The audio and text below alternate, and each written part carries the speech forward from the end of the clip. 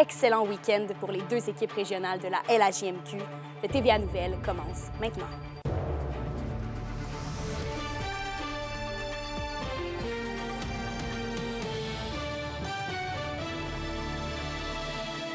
Bon lundi, heureuse de vous retrouver pour ce TVA Nouvelles. Pour débuter, l'Union des producteurs agricoles du Québec et plusieurs autres groupes demandent au gouvernement québécois et canadien de prioriser la sécurité alimentaire et la vitalité de nos régions. Une demande qui est faite en lien avec les récentes tarifications qui seront potentiellement instaurées, on le sait, par l'administration Trump dès mars prochain. Les organisations présentes ont également rappelé l'importance économique de l'agriculture et de la transformation alimentaire du Québec, alors qu'on parle ici de plus de 127 000 emplois. Ils espèrent que les gouvernements prendront rapidement considération de leurs demandes. La question du jour TVA, une présentation de Mobilier Bélan qui vous offre depuis plus de 50 ans un service de qualité et un grand choix de matelas, mobilier, électro au prix compétitif que vous recherchez. À la question du jour, on vous demande « Consommez-vous de la nourriture de producteurs locaux? » Pour voter et commenter, rendez-vous au tvaabitibi.ca.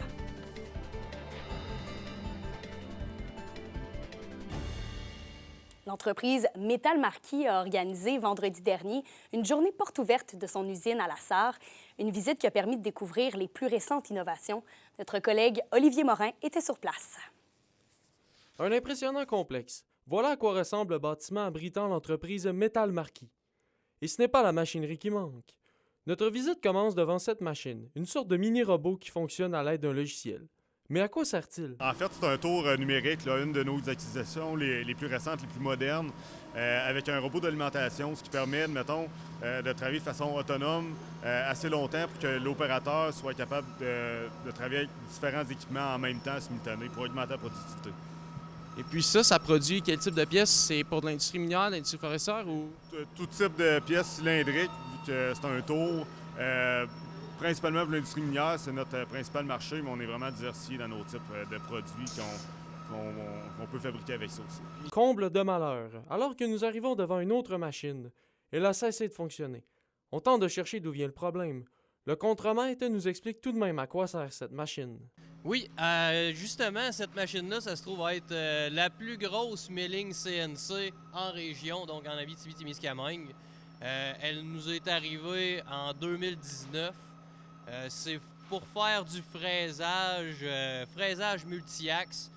Donc, c'est-à-dire la tête qu'on voit là, la grosse pièce rouge, la pièce maîtresse, elle est indexable à tous les 2,5 degrés. Donc, on peut travailler autant horizontalement, verticalement, en fait, dans toutes les positions, tant que ça a 2,5 degrés. Mais la nouvelle attraction de cette journée est sans doute la nouvelle innovation de l'entreprise. Le WellDally, dont le logiciel qui compile les informations comme la trajectoire ou les soudures à remplir, a été mis au point par l'entreprise elle-même. Premièrement, le projet WellDally, c'est un de nos projets de développement à nous. C'est différentes composantes d'équipement qu'on a achetées dans les dernières années. On est en train d'intégrer des technologies pour créer un nouvel outil plus performant pour les travailleurs. Toutes ces innovations permettent à l'entreprise d'être en avance dans l'industrie. Olivier Morin, RNC Nouvelles, La Sarre. Avec les bonnes bordées de neige qui sont tombées récemment, dont celle d'aujourd'hui, les opérations de déneigement vont bon train sur le territoire. Félix Blaquière prend le pouls de la situation.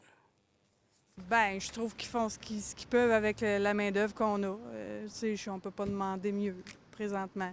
Les réactions citoyennes sont mitigées quant au déneigement cette année, mais la plupart des gens rencontrés à Val-d'Or sont satisfaits et surtout compréhensifs. En général, là, moi, j'ai pas à moitié. Tout ça va bien. Ça déborde partout. C'est certain que peut-être qu'ils ne sont pas outillés pour répondre aux besoins. Ben moi, je me trouve chanceux parce qu'on a de la place pour mettre la neige.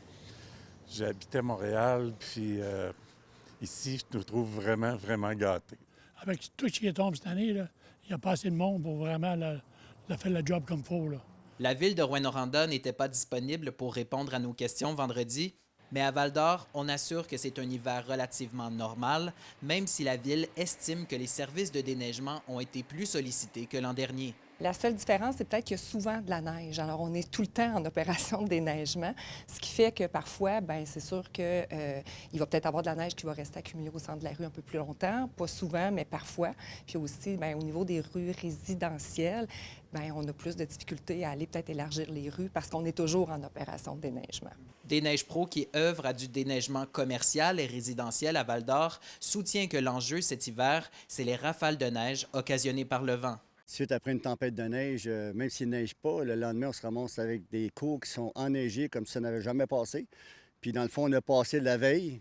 Fait que c'est surtout ça qui cause problème, c'est de penser à retourner voir nos clients, voir s'ils sont pas trop enneigés.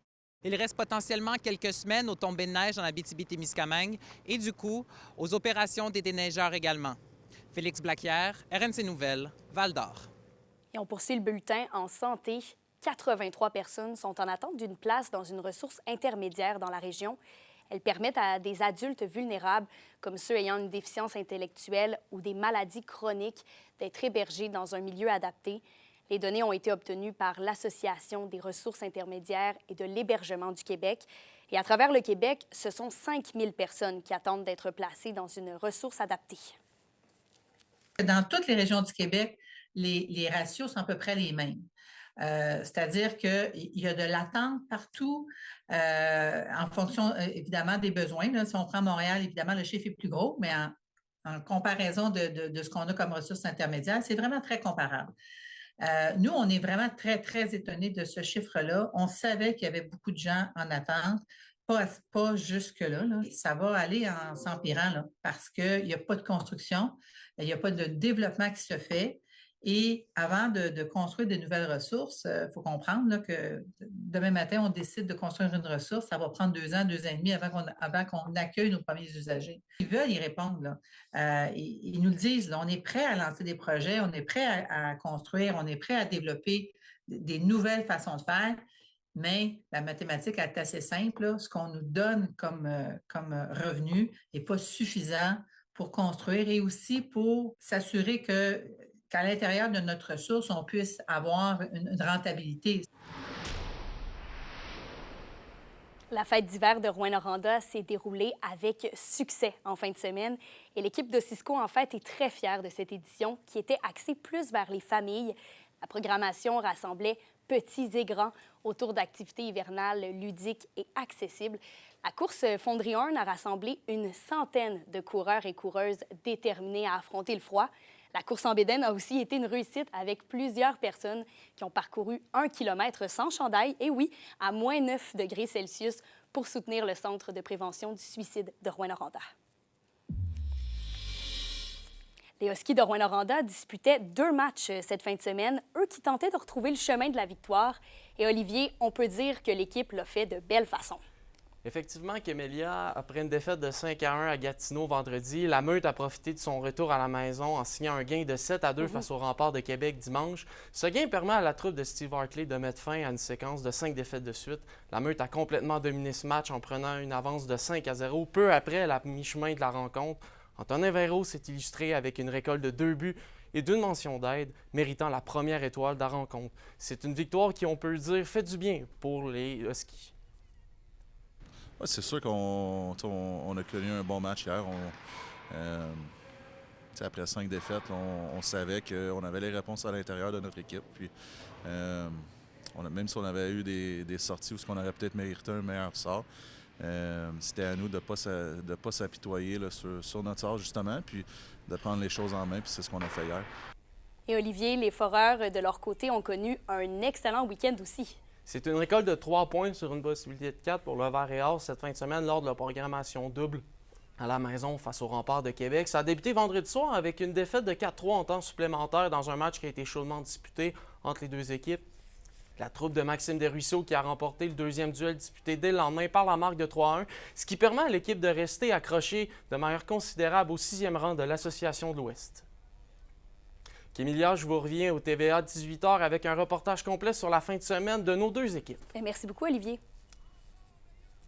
C'est confirmé aussi, toujours au hockey, les Forestiers d'Amos terminent au 4e rang de la division CCM, 1 point devant la formation de l'Outaouais. Et pour la première ronde des séries éliminatoires, ils affrontent justement l'Intrépide de Gatineau. Ça commence dès mercredi, toujours à Gatineau, et le match numéro 2 aura lieu vendredi au complexe sportif des Jardins d'Amos. Pour une nouvelle importante à nous communiquer, contactez-nous, nouvelles au pluriel, @rncmedia.ca, par téléphone au 1-866-463-4636 et notre site web tvaabitibi.ca.